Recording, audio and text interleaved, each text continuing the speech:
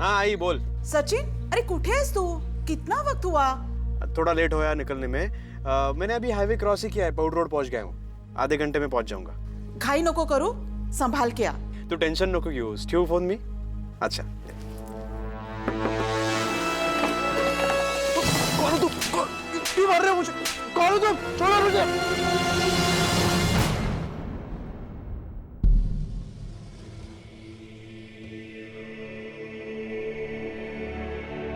आप जिस नंबर को डायल कर रहे हैं वो काय इस झालं? समय स्विच्ड ऑफ है।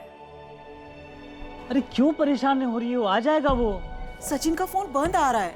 अरे बाबा, उसका फोन का बैटरी बंद हो गया होगा इसलिए। 2 घंटे पहले फोन किया था, बोला था आधे घंटे में पहुंच रहा हूँ। मेरा तो दिल बहुत घबरा रहा है।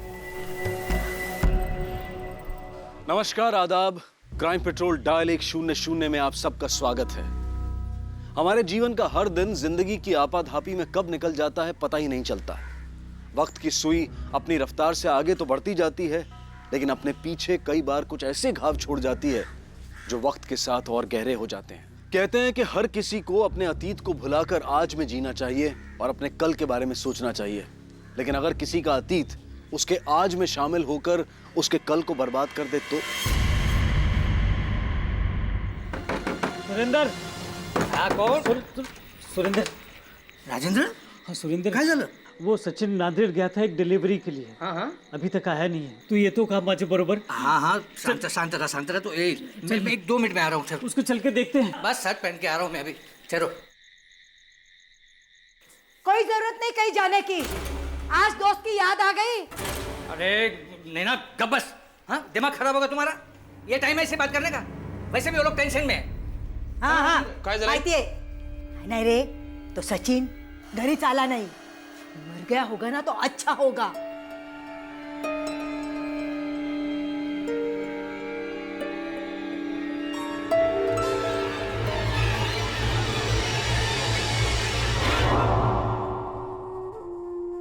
तूने मुझे धोखा दिया है। शादी से पहले तो किसी और मर्द के साथ। मैं तेरे साथ नहीं रह सकता। मुझे तलाक चाहिए।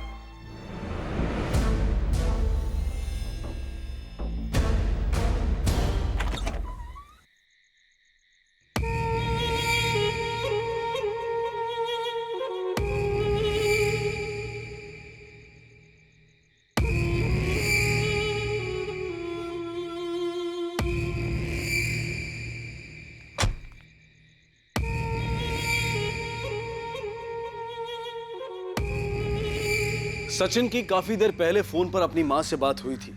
नांदेड़ से वापस लौटते वक्त उसके साथ जो कुछ भी हुआ था उसके घर वाले उससे बेखबर थे। पर यह विद्या कौन थी? उसका इस कहानी से क्या लेना देना था? राजेंद्र और सुरेंद्र सचिन की तलाश में निकल चुके थे। अरे राजेंद्र एक मिनट गाड़ी थांबो। सचिनची तर गाडी नाही। राजेंद्र, अरे ये तो सचिन की गाड़ी है। सचिन। सचिन। सचिन। वो राजेंद्र। हाँ। अरे इकडे हे देख। अरे सचिन। अंदर भी सचिन। सब सचिन को कुछ हुआ तो नहीं ना?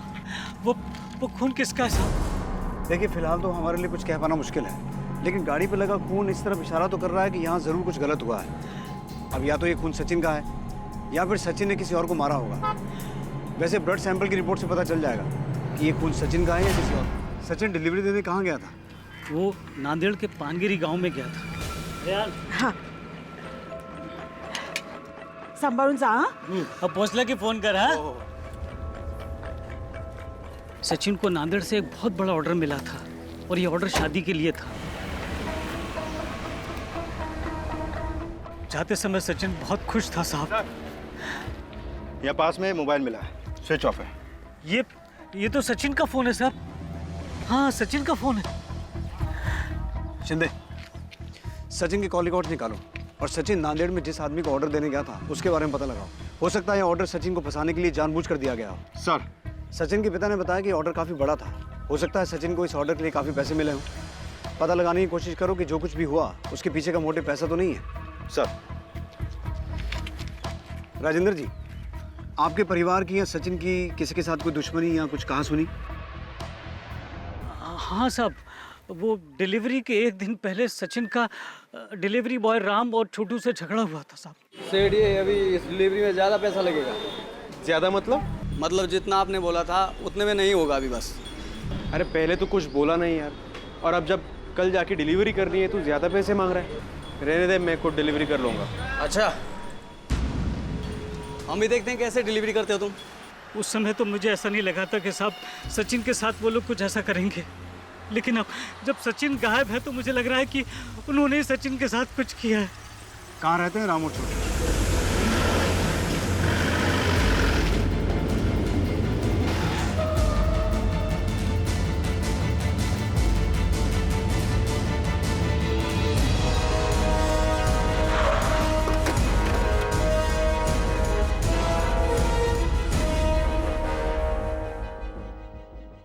ए रोक!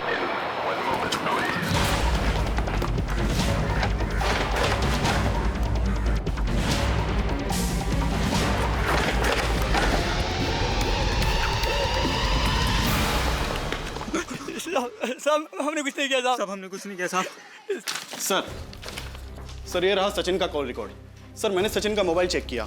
जिस दिन सचिन गायब हुआ था उस दिन उसके मोबाइल पे टोटल 12 कॉल आए थे, जिसमें से उसने 5 रिसीव किए थे, बाकी के 7 उसके मिस कॉल में चले गए। सर सचिन को पहला कॉल योगेश राणा का आया था, जिसे मिठाई की डिलीवरी देने में खुद गया था।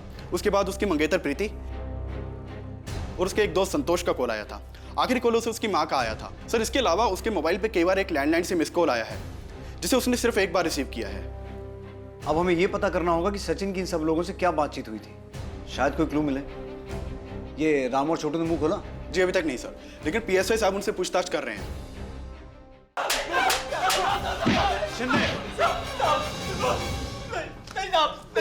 कहाँ है सचिन? क्या किया उसके साथ? हमको कुछ नहीं पता साहब। सेठ कहाँ पे? हमने कुछ नहीं किया साहब। कुछ नहीं किया तो भागे क्यों? क्योंकि एक दिन पहले सेठ से बहस हो गई थी हमारी। हमें लगा कि आप लोग हम पे शक करेंगे, हम डर गए थे साहब। जब तक ये सच ना बोले अच्छे से खातिरदारी करो इनकी। सर मिठाई की डिलीवरी कब तक मिलेगी ये जानने के लिए मैंने सचिन को कॉल किया था, और कुछ नहीं सर। हाँ सर, मैंने सचिन को कॉल किया था। हम दोनों कॉलेज से दोस्त हैं। उसका मैसेज आया था कि वो नांदेड़ आ रहा है कुछ डिलीवरी के लिए, तो हमने यहाँ मिलने का प्लान किया। हम दोनों काफ़ी समय से मिले भी नहीं थे। बाद में उसको कुछ लेट हुआ तो उसने प्लान कैंसिल किया सर। मैंने तो उसे इसलिए फ़ोन किया था ताकि वो खाना खा ले। काम के आगे खाने का ध्यान नहीं रहता था उसे। सर मुझे तो लगता है। क्या लगता है आपको? मुझे लगता है कि इन सब के पीछे रूपाली का हाथ हो सकता है। रूपाली? रूपाली सचिन के पापा के दोस्त सुरेंद्र जी की बेटी है। सचिन को पसंद करती है वो, और सर एंगेजमेंट के दिन तो उसने हद कर दी थी।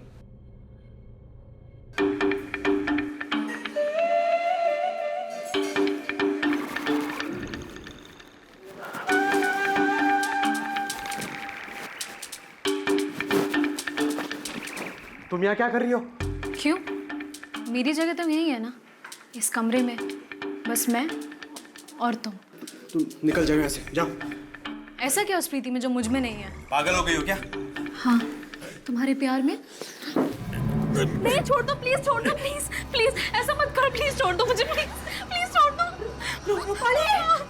रूपाली, बेटा देखा तुम लोगों ने क्या कर रहा है तुम्हारा बेटा? हाँ, अब कौन करेगा मेरी बेटी के साथ शादी? तुझे करनी पड़ेगी मेरी बेटी के साथ शादी। रूपाली की माँ ने तो बवाल ही खड़ा कर दिया था। सचिन ने बताया था मुझे कि रूपाली कोई ना कोई ड्रामा जरूर करेगी, इसलिए हमने सचिन के कमरे में एक कैमरा फिट कर दिया था। सबने देखा उसका वीडियो, सबने थूका रूपाली पे।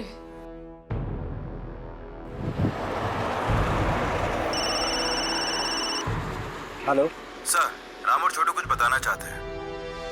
हम लोग राजेश सेठ की बातों में आ गए थे साहब। उन्होंने हमको भड़काया और बोला कि सचिन भाव का धंधा अच्छा चल रहा है और पगार बढ़ाने को बोलो। राजेश सेठ का धंधा अच्छा नहीं चल रहा था साहब, इसलिए वो सचिन सेठ से चलते थे। आराम से, आराम से, आराम से। क्या रे सचिन, राणे का ऑर्डर पहले मुझे मिला था, तूने मेरे कस्टमर पे हाथ क्यों डाला? मैं क्यों किसी पे हाथ डालूंगा भाई? और राणे सेठ ने मुझे पहले ऑनलाइन ऑर्डर दिया है। तू पूछ ना राणे सेठ को, पूछ कि कि तेरी घटिया मिठाई की ऑर्डर को छोड़ के उन्होंने मेरी टॉप क्लास मिठाई की ऑर्डर क्यों दी? पूछ उनको।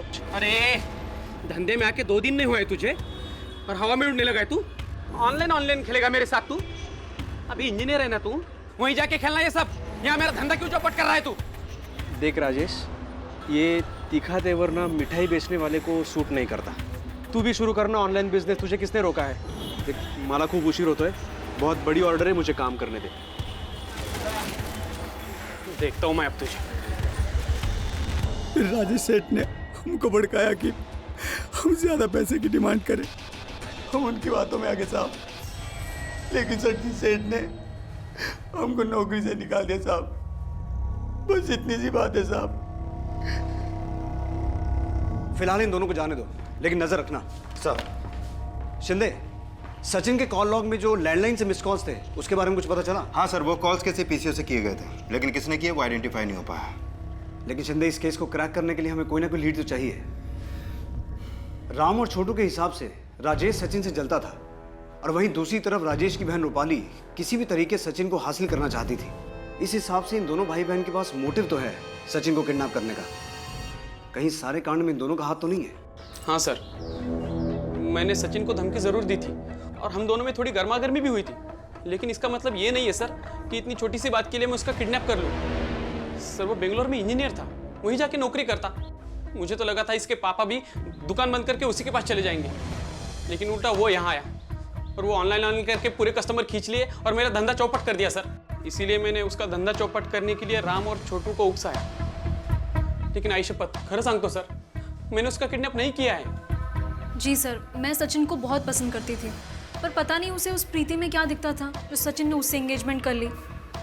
और मैंने सोचा कि शादी से पहले एक आखिरी बार ट्राई कर लूँ, पर सर उसने मुझे कहीं का नहीं छोड़ा, और उसके बाद से मैंने सचिन से कभी बात भी नहीं की। और मेरा विश्वास कीजिए, मैंने उसके साथ कुछ भी नहीं किया है। शिंदे, ये जितना सीधा अपने आप को बता रहे हैं उतना है नहीं। हो सकता है ये काम इन्होंने खुद ना किया हो, किसी और से करवाया हो। कड़ी निगरानी रखो इन पर। सर,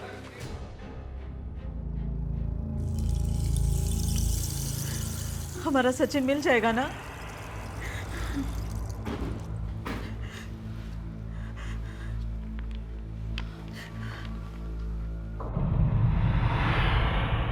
राधिका स्वीट्स हमारी बहुत पुरानी दुकान है। मैं और सुरेंद्र दोनों पार्टनर थे और हमारी दुकान बहुत अच्छी चल रही थी सर।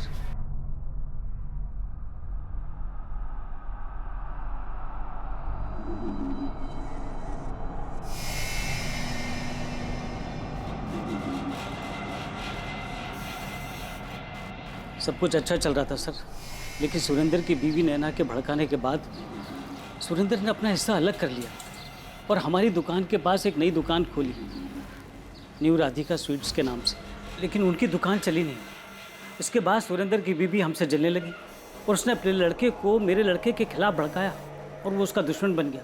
और उसके बाद भी बात नहीं बनी तो अपनी बेटी को मेरे लड़के को फंसाने के लिए लगाया। अगर उन दोनों की शादी हो जाती तो दोनों दुकानें फिर से एक हो जाती और फ़ायदा उन्हीं का था। देखा, तुम्हारा खास दोस्त है ना वो, क्या सोचता है हमारे बारे में? देखा, एक तो मेरी बेटी को बदनाम कर दिया, धंधा भी छुड़ा दिया, और अब क्या जीने भी नहीं देंगे क्या हमें? कीड़े पड़ेंगे उन्हें। नैना काय है? क्या नैना नैना? जाओ जाके पूछो तुम्हारे दोस्त से क्यों हमें बदनाम कर रहा है। साहब खरं सांगते मी, बहुत पैसे वाले लोग हैं और इकलौता बेटा। साहब हो सकता है ना पैसे के लिए किसी ने उसको उठाया होगा, फिर हम पे क्यों इल्जाम लगा रहे हैं? सर अभी तक रैंसम का कोई भी कॉल नहीं आया। शिंदे, हो सकता है किडनैपिंग पैसों के लिए नहीं बल्कि किसी पर्सनल रीजन की वजह से की गई हो। सर क्या इसके पीछे सुरेंद्र की बीवी हो सकती है? क्योंकि जलन में इंसान कुछ भी कर सकता है और हो सकता है कि इसमें उसके बेटे बेटे भी शामिल हो। इन पर 24 घंटे नजर रखो, इनकी मूवमेंट से हमें बहुत कुछ पता चल सकता है। सर आता मी सोडत नाही बघ। श्रद्धा, ए श्रद्धा, अरे क्या चाहते क्या हो तुम लोग? हाँ, क्या चाहते हो तुम? इतना कुछ किया फिर भी तुम लोगों का मन नहीं भरा? पुलिस में जाके कंप्लेंट कर दिया हम लोगों की। आप लोगों को कैसे पता चला तुम्हारे बेटे को हमने उठाया है? हाँ, अरे कितने झूठे इल्जाम लगाओगे हम पर? कितने लगाओगे? अगर मैंने बद्दुआ दी ना तो जिंदगी भर अपने बेटे का मुंह नहीं देख पाओगे। नैना, नैना, एक काय बड़ेपणा लावलंस? चल ना बाबा घरी चल ना। मुझे कोई शौक नहीं यहाँ रहने का। इनकी मरूद सूरत देखने का कोई शौक नहीं मुझे। हाय चलो चल बघून घेईन पण सोडणार नाही तुम्हाला, सोडणार नाही मी त्यांना, बघून घेईन। अरे इतना बड़ा इल्जाम आप पर, अरे कैसे शांत कर रहे हो आप? वैसे भी जो कुछ भी हुआ आपकी वजह से हो रहा है। मेरी वजह से? क्यों? आप ही ने मुझे वो आइडिया दिया था ना बकवास सा, सचिन के कमरे में जाने का।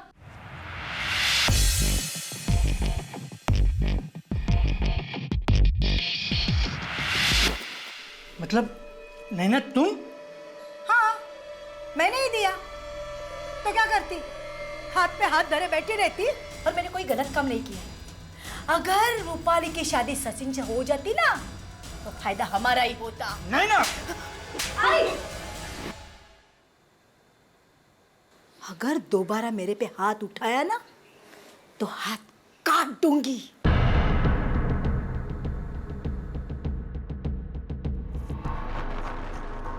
आई एम सॉरी विद्या जी, मैं आपको एलिमनी नहीं दिला पाया।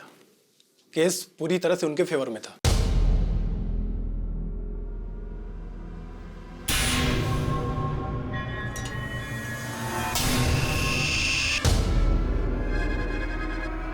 सर, ये डिटेक्टिव गोविंद सचिन के केस के बारे में इन्होंने पेपर में पढ़ा था, उसी के सिलसिले में कुछ बताना चाहते हैं। बैठिए। सर, सचिन ने मुझे हायर किया था। हायर किया था? किस काम के लिए? उसे प्रीति के कैरेक्टर पे डाउट था। वो ये जानना चाहता था कि प्रीति का किसी से अफेयर है या नहीं। उसने मुझसे कहा कि मैं प्रीति पे नजर रखूं। फिर उसने मुझे नीलेश की फोटो भी दी और उन दोनों पे नजर रखने के लिए कहा। सर, जब मैंने नीलेश और प्रीति पे नजर रखना शुरू किया तो मैंने ये पाया कि उनके बीच ऐसा कुछ नहीं, वो सिर्फ दोस्त है। ये बात मैंने सचिन को भी बताई, लेकिन पता नहीं क्यों वो ये मानने के लिए तैयार ही नहीं था। फिर उसने मुझे प्रीति की पास्ट की डिटेल्स निकालने को कहा। पास्ट में प्रीति के कई सारे बॉयफ्रेंड्स रह चुके थे। प्रीति के पास में जितने भी बॉयफ्रेंड्स है उनमें से कोई ऐसा भी है जिसके साथ प्रीति का? सर, मुझे तो ऐसे कुछ सबूत नहीं मिले। मुझे प्रीति के बारे में जो भी डिटेल्स मिली मैंने वो सारी सचिन को दे दी। ये सब प्रीति के बॉयफ्रेंड्स हैं? है नहीं, थे। अब प्रीति इनमें से किसी के टच में नहीं। लेकिन बॉयफ्रेंड्स तो थे ना? सर, प्रीति के एक्स बॉयफ्रेंड्स के फोटोज देखने के बाद सचिन काफी गुस्सा हुआ था। उसने मेरे सामने ही प्रीति से एंगेजमेंट तोड़ने की बात तक कह दी थी।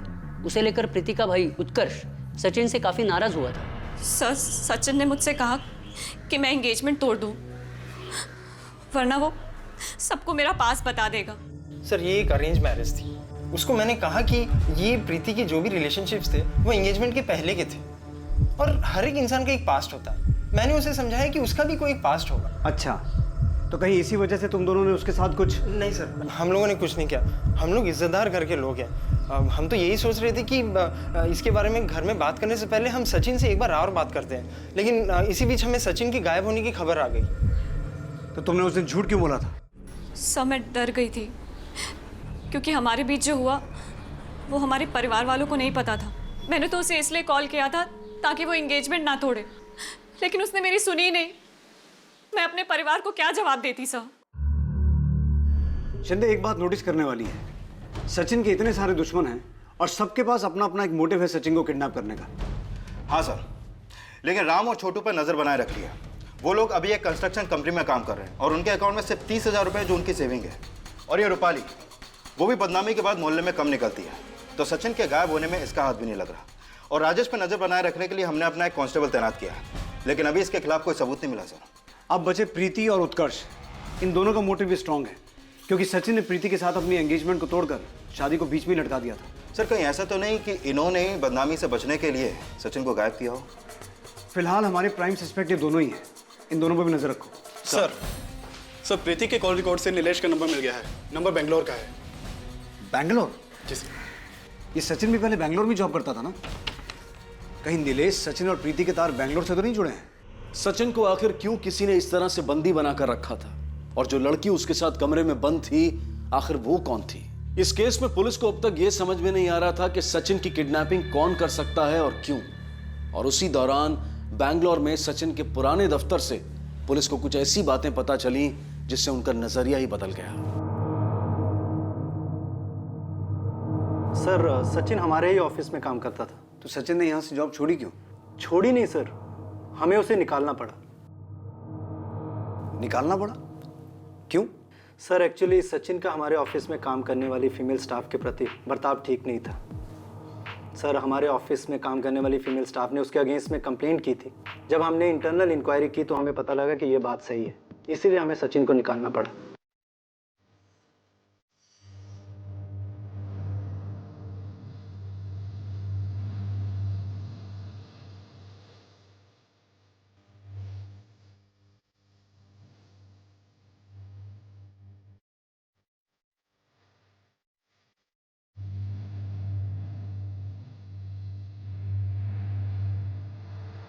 सर असल हंगामा तो तब शुरू हुआ जब सचिन ने हमारे ऑफिस में काम करने वाले एक मेल एम्प्लॉय की वाइफ के साथ अफेयर किया, और वो दोनों हस्बैंड वाइफ हमारे ही ऑफिस में काम करते थे।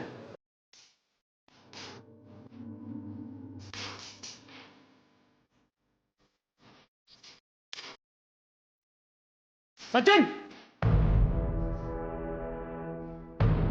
नीलेश? Yes sir. नीलेश की पत्नी के साथ सचिन का अफेयर था? Yes sir. आपके पास नीलेश की फोटो तो होगी? Yes sir.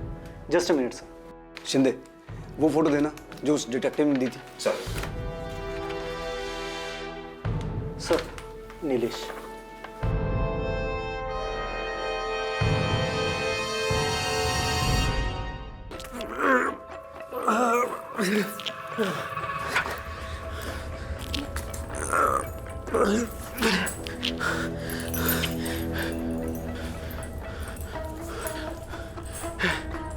इधर आ। सुन मेरी बात, उठ उठ उठ मेरे साथ इधर आ, इधर आ, इधर आ, इधर आ, यहाँ पे बैठ, बैठ यहाँ पे, ऐसी बैठ यहाँ पे। सुन मेरी बात, एक बार मैं बाहर जाऊंगा और तुझे भी बाहर निकाल लूंगा, ठीक है? यहाँ पे खड़े रह, हाँ हिलना मत, हिलना मत।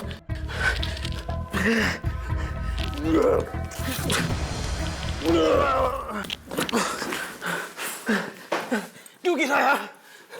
क्यों गिराया? क्यों गिराया? चल मेरे साथ चल। मैं तुम्हें जाने नहीं दूंगी।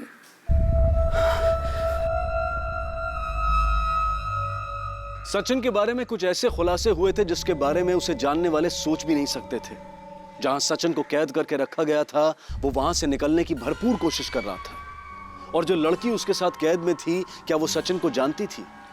क्या सचिन की इस किडनैपिंग के पीछे कुछ ऐसे राज छिपे थे जिनका खुलना अभी बाकी था? हाँ सर, ये कॉल्स मैंने ही किए थे, और इसलिए क्योंकि सचिन ने काम ही ऐसा किया था। अपने घर वालों के सामने तो एकदम महात्मा बनकर रहता है, लेकिन असल में बहुत नीच और घटिया आदमी।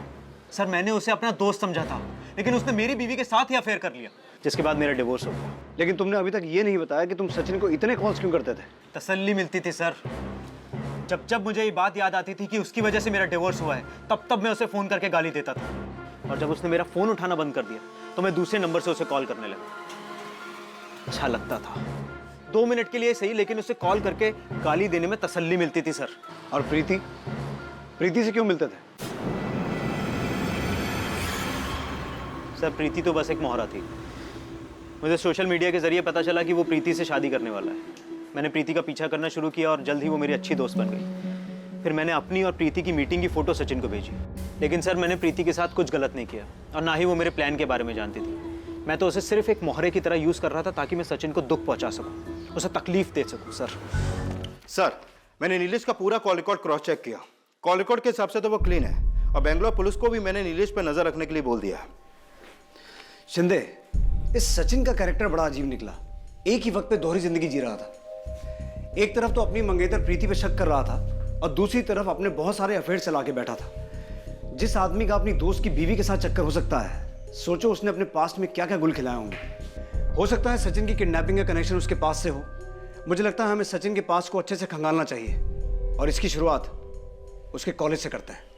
सचिन के कॉलेज से पुलिस को कई चौंका देने वाली बातें पता चली, जो शायद सचिन के आज को बर्बाद कर रही थी। कॉलेज में सचिन के कई लड़कियों के साथ अफेयर थे, और वहीं पुलिस को संध्या के बारे में पता चला, जिसके साथ सचिन ने तो कॉलेज में मजाक मस्ती में अफेयर किया था, लेकिन यही अफेयर संध्या की जिंदगी में तबाही बनकर आया था। संध्या सचिन को लेकर काफी सीरियस थी।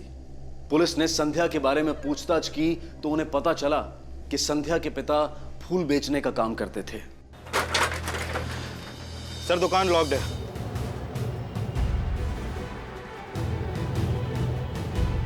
ये भूल वाला आज आया नहीं? आज क्या साहब, ये तो कई महीनों से नहीं आया है। क्यों, कहाँ गया? साहब जाने से पहले बोल के गए थे कि नांदेड़ जा रहा है। नांदेड़? हाँ साहब। नांदेड़ में कहाँ? नांदेड़ में साहब ये तो नहीं मालूम मुझे। शिंदे, सचिन भी मिठाई की डिलीवरी लेके नांदेड़ ही गया था ना? हाँ सर। ये सिर्फ एक कोइंसिडेंस नहीं हो सकता, जरूर इसके पीछे कोई गहरी साजिश है। सर, ये दुकान का ताला तोड़ के चेक करें।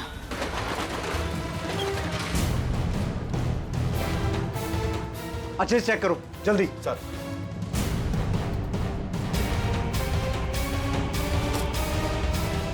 सर, ये देखिए। ये फोटो सभी पुलिस स्टेशन में भेजो। मुझे लगता है सचिन को गायब करने में इन दोनों का ही हाथ है। सर। हमें नांदेड़ चलना होगा फौरन।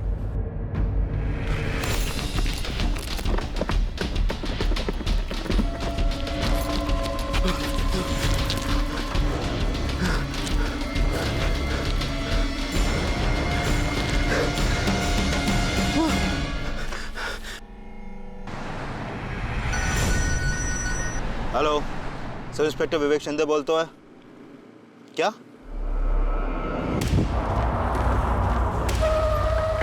स्टैबिंग के निशान बिल्कुल ताजा हैं।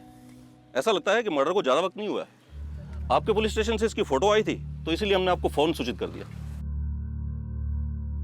अगर इसका मर्डर फिलहाल में ही हुआ है तो ये अब तक था कहाँ? और इसके लिए तो कोई रैंसम कॉल भी नहीं आया। सर, कहीं ये गहरी दुश्मनी का मामला तो नहीं? हो सकता है। कदम साहब, आसपास पता करवाइए, शायद किसी ने कुछ देखा हो। जी। और इसकी बॉडी पोस्टमार्टम के लिए भिजवाइए। जी। कदम साहब, हमें इन दोनों की तलाश है। हमारी इंफॉर्मेशन के हिसाब से ये दोनों नांदेड़ में ही रहते हैं। इस आदमी को तो मैं जानता हूँ।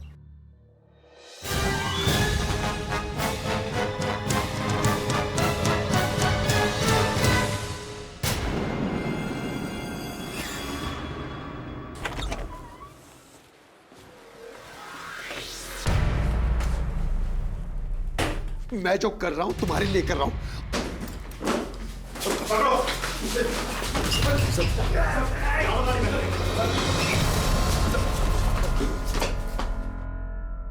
सचिन से क्या दुश्मनी थी तुम्हारी? उसे किडनैप क्यों किया? नफरत करता हूं मैं उस लड़के के नाम से। हैवान था वो, जिंदगी खराब कर दी उसने मेरी बेटी की। उसके चक्कर में मेरी बेटी पागल हो गई साहब। मैं रोज अपनी दुकान से उस सचिन को देखता था। हर हफ्ते किसी नई लड़की के साथ घूमता था और मेरी दुकान से फूल खरीद के उन लड़कियों को देता था। इस बीच पता नहीं साहब कब उसने मेरी बेटी संध्या को अपना शिकार बना दिया।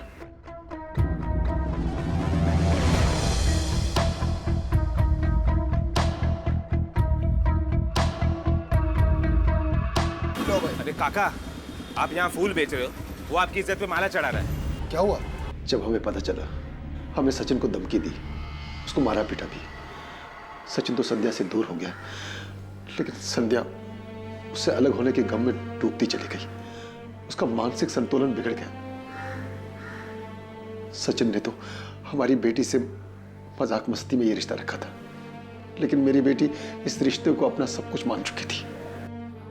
हमने सचिन के पिता से बात की, लेकिन उसने हमारा यकीन नहीं किया। फिर सचिन ने हमें धमकी भरा फोन किया कि अगर हमने ये बातें किसी और को बोल दी तो वो अपनी और संध्या की सारी उल्टी सीधी फोटो सबको दिखा देगा।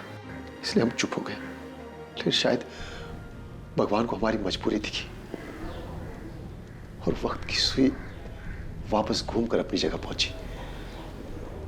लेकिन अब वक्त हमारा था। सचिन मिठाई की डिलीवरी लेके आया, लेकिन तब मेरे भतीजे प्रसाद ने सुना कि वो शादी करने जा रहा है। भाई मैं सचिन, मुझे पता चला कि तुम्हारी भी शादी हो रही है अभी। हाँ, सगाई पक्की हो रही। इसलिए मेरे तीनों भतीजों ने उसे किडनैप किया। कौन हो तुम? क्यों मार रहे हो मुझे? कौन हो तुम? छोड़ो मुझे, छोड़ो मुझे। हमने उसे नहीं मारा साहब। हम तो ये चाहते थे कि वो हमारी बेटी से शादी करे। शायद हमारी बेटी ठीक हो जाती। इससे पहले कि हम सचिन की शादी संध्या से करते। ले चल जल्दी पहन ले। क्यों? क्योंकि तेरी शादी है मेरी बहन के साथ, समझे? उसके बाद वो कहाँ गया मुझे नहीं पता साहब, लेकिन हमने उसे नहीं मारा है साहब। आखिरकार इस बात का खुलासा हुआ कि सचिन के अतीत का वो कौन सा राज था जो उसके आज पर भारी पड़ रहा था। लेकिन अगर संध्या के पिता की माने तो उन्होंने सचिन का खून नहीं किया था। पुलिस के सामने अब बड़ा सवाल यह था कि आखिर सचिन को किसने मारा और क्यों मारा। अखबार में इस हत्या के बारे में पढ़कर पुलिस के सामने एक ऐसा शख्स आया जिसने इस केस की दिशा ही बदल दी है। सर, सचिन की फोटो न्यूज़पेपर में देखते ही सीधे हमारे पास आए। दरअसल जिस दिन सचिन की डेथ हुई थी, डेथ से कुछ देर पहले सचिन ने इनके मोबाइल से एक फ़ोन किया था। किसे फ़ोन किया था? सर वो तो मुझे पता नहीं। साहब वो भागता हुआ मेरे पास आया, मुझसे मेरा फ़ोन मांगने लगा। मुझे एक फ़ोन करना है आपके मोबाइल से। शक्ल से काफ़ी परेशान लग रहा था और उसे चोट भी लगी थी। मुझे उस पर दया आ गया और मैंने अपना फ़ोन उसे दे दिया। Thank you. शिंदे, फौरन पता करो इनके फ़ोन से सचिन ने किसे फ़ोन किया था। सर, ये फ़ोन दीजिएगा। जी सर।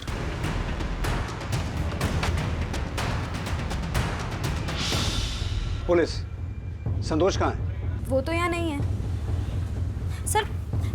लेकिन हुआ क्या है सर? हमें एक मर्डर के सिलसिले में उससे बात करनी है। सर, अंदर नहीं है वो। शिंदे, रेलवे स्टेशन, बस अड्डा, ऑटो स्टैंड, हर जगह ढूंढो उसे, क्विक। सर लेकिन बताइए ना किसका मर्डर हुआ है? सचिन पाटेकर।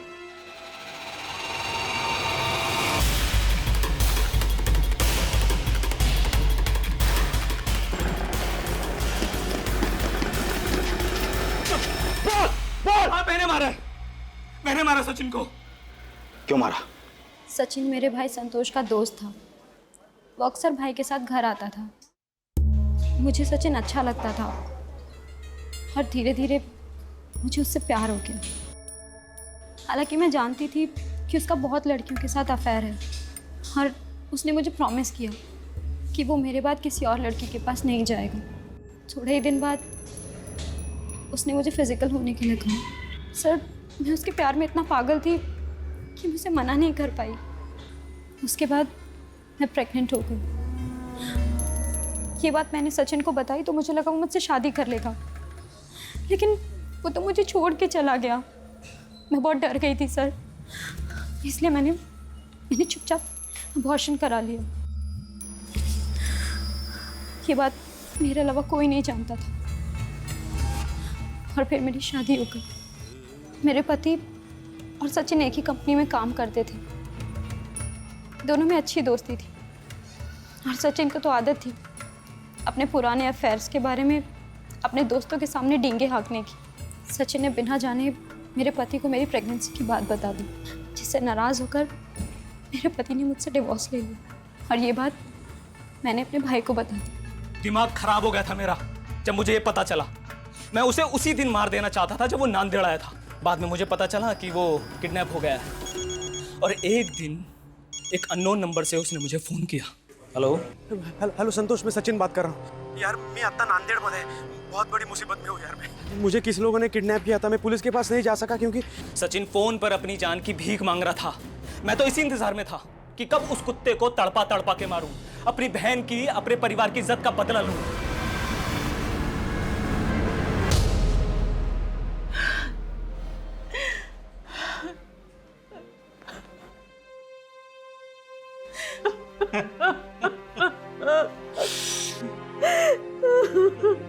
आपने कई बार ये सुना होगा, जैसी करनी वैसी भरनी।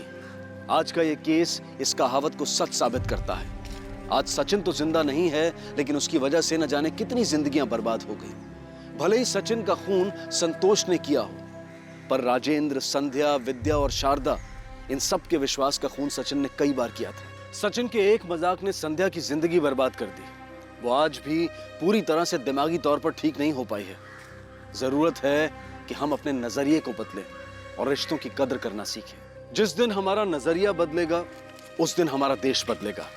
इसी विचार के साथ अब मैं अनूप सोनी आपसे विदा लेता हूं। फिर मुलाकात होगी अगले एपिसोड में एक और चौंका देने वाले केस के साथ। तब तक अपना और अपने परिवार का ख्याल रखें और देखते रहें क्राइम पेट्रोल डायल 100।